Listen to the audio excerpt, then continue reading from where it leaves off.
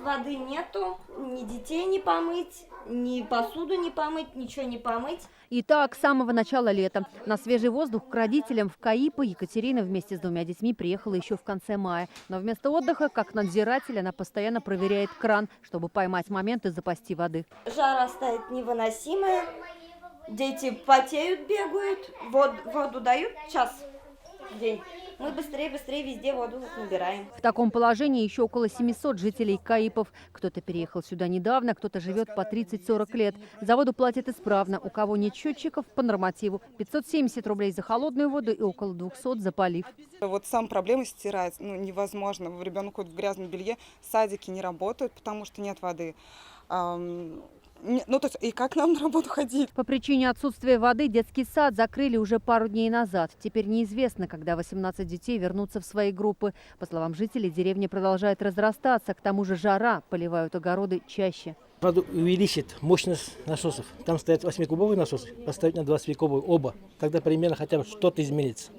Но второе – это третью башню ставить обязательно. Глава поселения Рифат Хамидулин, приехавший на встречу с жителями, другого мнения. Говорит, более мощные насосы ставить нельзя. Напор мы сделаем побольше, то начинает рвать трубы. У нас вся сеть старая, это 80-х годов. Пока у нас средств на это денег нет. В прошлом году, говорит Рифат Хамидулин, поселение выиграло грант 1,5 миллиона рублей. Денег хватило проложить 450 метров новых труб и поменять вентили. Но это капля в море. По программе самообложения в прошлом году в Каипах собрали всего 89 тысяч. Многие отказались.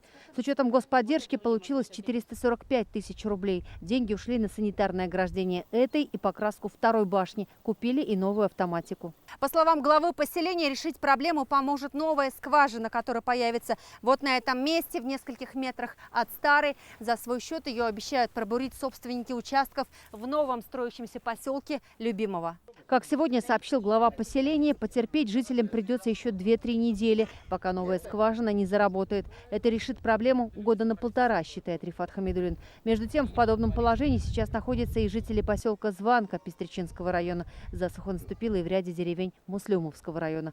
Юлия Гоголева, Адель Мендубаев, ТНВ, Лаишевский район. Закажи рекламу на ТНВ. Телефон в Казани 5 705 100.